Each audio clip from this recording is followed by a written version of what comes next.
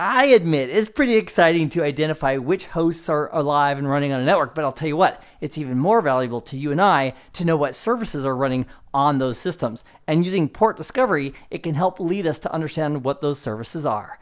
There are 3 basic benefits of doing port discovery. Number 1, if we identify what ports are open or available, that usually indicates the type of service that's available. And then, with that knowledge of the service that's available, we can then take a look at vulnerabilities that service running on that system provide from a hacking perspective. And the reason that port discovery is fairly easy to do is because if we have a server, let's say we have a server right here, let's call it server 1, and then we have Bob, who is sending a packet over to that server. When that packet shows up at server 1, it's addressed at layer 204 on Ethernet to the Ethernet address of the network card of that server. And the server is going to de-encapsulate that information and pass it up. It's going to pass it up to the network layer where we have IP running. And the server says, oh, that's my IP address. And in the IP header, it talks about what layer 4 protocol is in the IP header. And if it's an HTTP request, it's going to be using TCP at layer 4. And if this server is running a web service, it's very likely going to be listening on TCP port 80, which means if we send a request to TCP port 80, the server will respond in predictable ways back to Bob. And that's how Bob, the user, or at least this computer, can know that TCP port 80 is open and available on this web server. Now, at layer 4, we have TCP, which is Transmission Control Protocol. It's reliable, connection-oriented. We also have UDP, User Datagram Protocol, which is connection-less. Also, at layer 4, there's boatloads of other protocols, including IPsec, GRE, and others that also work at layer 4. And here's the great news. Because these protocols are operating in predictable ways, we can use hacking tools that leverage and take advantage of those basic characteristics. Let's take a moment and take a look at the basic behavior for TCP with something called the 3-way handshake.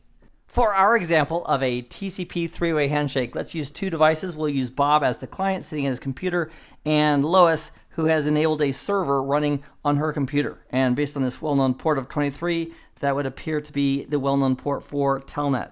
We love Telnet as a hacker because Telnet is plain text, not encrypted. In the TCP header, there is a set of flags, markings, if you will, to indicate the purpose of that TCP segment. So Bob has set his SYN flag on, and he's also sent an initial sequence number. In this example, it's sequence number 5. Lois, being a good Telnet server and having port 23 open, responds back. Now, when she responds back in the TCP header, there's going to be an acknowledgement flag set, an ACK, an ACK flag.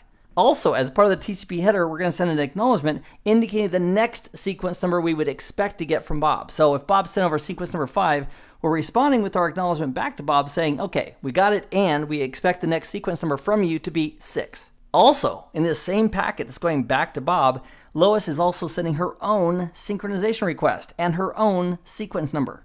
And when Bob gets that, he's going to send an acknowledgement saying, yep, I got your synchronization request, and I expect your next segment to be 104, which is 1 greater than the 103, the previous sequence number that Lois had sent to Bob. We also have here Bob's next sequence number of 6, which is exactly what Lois is expecting. So this is an example of a traditional 3-way handshake, the expected behavior when 2 devices are setting up a TCP session. And very similar to when you're at a party and it's time to say goodbye, we don't want to do a party foul, we want to say goodbye appropriately. TCP also completes its conversations in a certain manner. And the typical TCP termination would go something like this.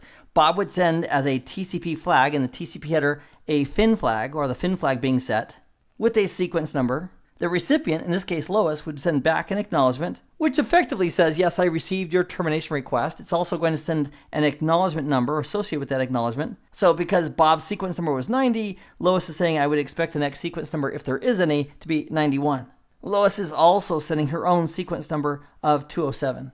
And then if Lois doesn't have anything further to say, she can also send another TCP segment with the FIN flag set as well. She'd use her next sequence number of 208. Then Bob, having received that, could acknowledge it, along with acknowledgement 209, which if there was going to be further communications, that would be Lois's next sequence number. And for this segment, Bob is also sending his own sequence number of 91. So his initial one was 90.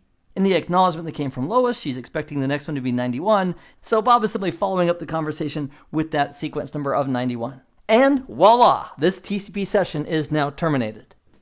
So in the process of port discovery, we can use the behavior of TCP and other protocols simply to knock on the door. So if the attacker or hacker wants to discover if port 80 is open, he could send a TCP SYN request on port 80, and if we get a SYN ACK back, bada bing, we know that service is open. Or more specifically, the port is open, which likely leads on the well-known port of 80 to HTTP services. And then the hacker, instead of following that up with an acknowledgement, could send a TCP segment with a reset flag set, basically to tell the server, hey, never mind. And that way the hacker can do a scan of ports very, very quickly without tying up a whole bunch of resources on the pen testing system right there. So this graphic indicates a source port of 6783 going to the server's IP address at the well-known port of TCP 80. Now, on the other hand, if the hacker had sent a TCP SYN request at port 80 and got a reset back, it didn't get a SYN-ACK coming back, but it simply got a reset, that would indicate that the port is closed. Port 80 on the server is not open. In the TCP header, besides the flags for acknowledgement, synchronization, FIN, and reset, which we've already mentioned, there's also a flag for push and urgent. And here's my question for you. What if you and I crafted a TCP packet/segment, sent it to a server, and we didn't follow the quote-unquote rules? Maybe we send a FIN flag or an urgent flag when we have no established session with that device. See, what that allows us to do is we can leverage the way that some systems respond to wacky packets as another method for discovering whether a port is open or not without having to do the three-way handshake. Let's do a couple things here. Let's launch the Wireshark application right here on this Kali Linux box. So we could get to it through the menu. I'm just going to launch it from a terminal with the command Wireshark and press enter. And so I'm going to go ahead and launch it on Ethernet 0. So now that's capturing away. We'll minimize that for a moment. And let's bring up another shell. And here we'll go ahead and launch nmap. So for this scan, we'll type in nmap space dash, and we'll type in -sx. And the X is for a Christmas tree scan. And then we'll put in our target of 192.168.1.1 and press enter. And it is done. So if we now go back to our Wireshark capture, and I'm going to click on the big red stop icon to stop the capture. From this output, we have lots and lots of packets. If we want to limit the output, we can set up a display filter. For example, I can put IP-address equals 192.168.1.109. That's our Kali Linux box. And that way it'll only show us packets where the source or destination IPv4 address is our Kali Linux box. And scrolling down, let's take a look at this packet right here. And if we look at the layer 4 header information, let's expand that and look at the flags that are set.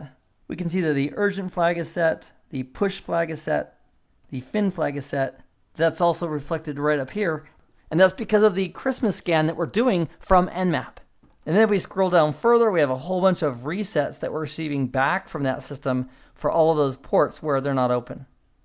Another example of leveraging the flags in the TCP header is sending over a packet/segment from the attacker to the target and including an acknowledgement. Now that acknowledgement shouldn't be there because we haven't set up the three-way handshake yet. And if we send it over and don't get any response, it may indicate that there's a stateful firewall present on that system. A stateful firewall in software simply says, you know what, I'm not going to respond to any kind of communications or sessions unless I initiated and participated in the setup of those sessions. On the other hand, if we set an acknowledgement to a system and it sent us a reset, that would indicate that on that target host, there's no stateful firewall present.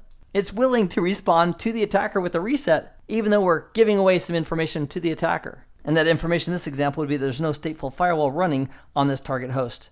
Even though user datagram protocol, UDP, does not do the three-way handshake, it's not connection-oriented, we can still discover open ports simply by using applications that are making requests to those ports or using tools that are looking for those ports and seeing if they're open or not. If we make a request to a port that's closed, we can get an ICMP port unreachable message from the server back to us indicating that that port is closed. And oftentimes, we'll use multiple sets of tools to do the discovery and verification of ports and the services that are running on those ports.